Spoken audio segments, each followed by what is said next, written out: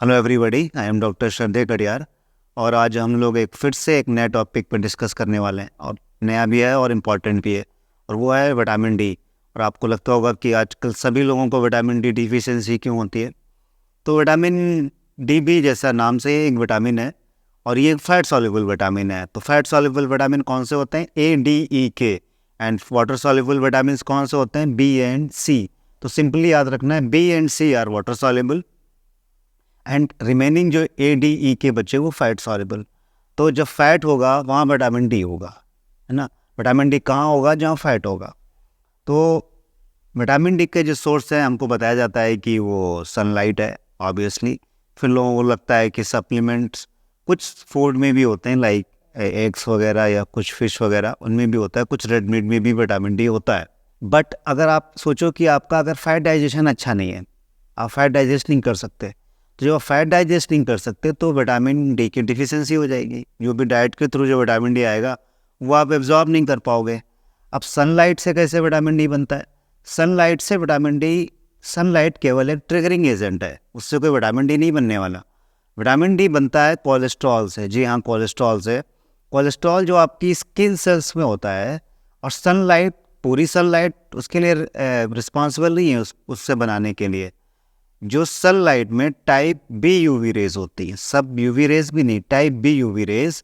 तो जब type B UV rays skin में कोलेस्ट्रॉल पे पड़ती हैं, तो वो कोलेस्ट्रॉल कन्वर्ट हो जाता है इनएक्टिव विटामिन डी में। तो अभी ये एक्टिव विटामिन डी नहीं बना है। और ये टाइप बी यूवी रेज आती कब है? बहुत लोगों को लगता है कि सुबह की धूप या शाम की धूप में चले जाएंगे तो हो जाएगा। नहीं, जो 11 बजे से लेके और 2-3 बजे की जो धूप होती है दोपहर की, उसमें ये टाइप बी यूवी रेज ज़्यादा होती है। तो सुबह शाम की धूप बहुत ज़्यादा फ़ायदा नहीं करती विटामिन डी को इंक्रीज़ करने में। अब इनएक्टिव विटामिन कोलेस्ट्रॉल से कन्वर्ट होके बन गया है स्किन में। अब ये मेनली 2 ऑर्गन में जाता है, लीवर एंड किडनी। वहाँ पे इसका कन्वर्जन होता है एक्टिव फॉर्म में। तो इनएक्टिव विटामिन डी कन्वर्ट हो जाएगा एक्टिव में वाया लिवर और किडनी। इमेजिन करो कि अगर आपके किडनी और लीवर प्रॉपरली फंक्शन नहीं कर रहे, किडनी को तो ऐसा कर दो, अगर लीवर ही प्रॉपर फंक्शन नहीं कर रहा है तो ये कन्वर्जन उतना अच्छा नहीं हो पाएगा। दूसरा, अब हमें सिखाया जाता है कि अगर आप सनलाइट में जाओगे तो विटामिन डी मिल जाएगा। प्रॉब्लम विथ मेडिकल लिटरेचर जितना भी है, ये वेस्टर्न कंट्रीज़ में लिखा जाता है जहाँ पे अंग्रेज़ रहते हैं, गोरे रहते हैं। वो लोग गोरे रहते का मतलब क्या है? उनकी स्किन में मेलानिन की लेयर नहीं होती, हमारे स्किन में मेलानिन की लेयर है। तो अगर उनको वो 15 मिनट लिखते हैं कि धूप में चले जाओ, तो हमारे में क्या टाइम होगा किसी को नहीं पता, क्योंकि हमारे पे तो रिसर्च ही नहीं, यहाँ रिसर्च तो होती नहीं। तो हम वही मेडिकल बुक्स पढ़ पढ़ के जो गोरों ने लिखी है हम अपनी कॉपी कर लेते हैं या मेडिकल एडवाइस देने लगते हैं। तो 15-20 मिनट देने की धूप उनके लिए सही है, बट हमारे लिए ज़्यादा होनी चाहिए। और हमारे कल्चर भी ऐसा है कि काला रंग मतलब बुरा, तो हम बाहर भी नहीं निकलते हैं तो सनस्क्रीन लगा लेंगे या फुल स्लीव्स की वाई कपड़े पहन लेंगे या अम्ब्रेला लगा लेंगे, तो हम धूप से भी बचते हैं।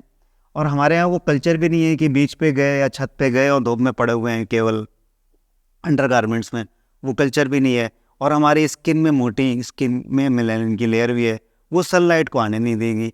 और सनलाइट में टाइप यूवी बी रेज कब मिलेंगी? टाइप बी यूवी रेज दोपहर में। हम तो दोपहर में बिल्कुल नहीं निकलते बाहर।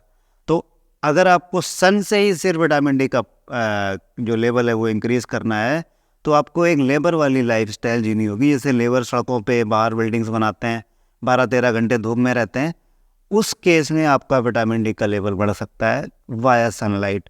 तो हार्श रियलिटी ये है कि अगर आप इंडियन हो और आपकी स्किन का कलर डार्कर है, जो सभी का है, और आपका डाइट ऐसा नहीं है जिसमें अच्छा फैट हो, बहुत सारा आप नॉनवेज खाते हो, जो भी ऑर्गेनिक नॉनवेज हो वो नहीं खा रहे हैं, तो आपको हार्ड कोर रियलिटी ये है कि आपको सप्लीमेंट लेने ही पड़ेंगे। जो हम लोग टैबलेट या कैप्सूल्स लेते हैं उसके साथ ये प्रॉब्लम है कि अगर आप मान लिया, वैसे मैंने कहा वो फैट सॉल्युबल है, अगर आपने उसको एम्प्टी स्टमक ले लिया तो उस समय तो पेट में होगा नहीं फैट, तो वो एब्जॉर्ब ही नहीं होगा। अगर आपका गट है वो फैट को ही डाइजेस्ट नहीं कर पा रही, तो सप्लीमेंट विटामिन डी का लेने से क्या फ़ायदा होगा? विटामिन डी को एब्जॉर्ब करने के लिए और भी 2-3 चीज़ें चाहिए, लाइक मैग्नीशियम और जिंक भी उस समय अवेलेबल होना चाहिए। तो अगर आपका मैग्नीशियम और जिंक की अवेलेबिलिटी नहीं है, और भी कई सारी चीज़ें चाहिए, मेनली ये चाहिए। तो फैट चाहिए, जिंक चाहिए, मैग्नीशियम चाहिए, तब विटामिन डी आपका एब्जॉर्ब होगा। तो अगर आप सप्लीमेंट ले रहे हो तो प्रॉब्लम है। तो मैंने देखा है कि बहुत सारे केसेस में इंजेक्टेबल्स लेने की ज़रूरत पड़ती है उसी से लेवल। मैंने कई पेशेंट तो ऐसे देखे 2-2 साल से विटामिन डी के एक सप्लीमेंट ले रहे हैं, 1 वीक में, 15 दिन में, बट उनके लेवल वो मैक्सिमम नहीं होते। एक और मिथ है विटामिन डी से कि इसकी टॉक्सिसिटी बहुत ज़्यादा है, इसमें स्टोन हो जाएंगे, पता नहीं क्या हो जाएगा। ऐसा कुछ भी नहीं है। आज तक पूरी दुनिया में सिर्फ एक ही केस डॉक्यूमेंटेड है जिसने बहुत ज़्यादा विटामिन डी का कंजम्पशन किया और उसको स्टोन फॉर्मेशन हो गया। तो इसका एक ही साइड इफ़ेक्ट है, स्टोन फॉर्मेशन, क्योंकि कैल्शियम को ज़्यादा एब्जॉर्ब कराएगा, कैल्शियम ज़्यादा पहुँचेगा तो किडनी में स्टोन बनने के चांसेस बहुत ज़्यादा हो जाते हैं। तो आज तक अभी ऐसे बहुत कुछ सीवियर टॉक्सिसिटी के केसेस विटामिन डी से रिलेटेड नहीं है। विटामिन डी के फंक्शंस क्या हैं मुझे नहीं लगता आप लोगों को बताने की ज़रूरत है। अब तो इसको इतना इंपॉर्टेंट विटामिन है कि इसको कुछ लोग हार्मोन भी कहते हैं। तो इतने सारे बॉडी में फंक्शन करता है कि इसको हार्मोन कहते हैं। बहुत सारे फंक्शन करता है, कैल्शियम एब्जॉर्प्शन से लेके मेंटल स्टेटस से लेके बहुत सारे ये फंक्शन करता है। मुझे लगता है कि ये शॉर्ट वीडियो आपके बहुत काम आएगा अगर आप इसको पूरा देखोगे। और आपको पता ही है कि सबको डिफिशियंसी है विटामिन डी की, कैसे पूरा करना, सभी लोग कंफ्यूज रहते हैं। तो ये वीडियो शेयर कर देना, लाइक कर देना और कमेंट जरूर कर देना, जिससे कि मुझे पता चलता रहे कि और आने वाले टॉपिक्स में हमें किन पे वीडियो बनाना है। Thank you very much for watching this video.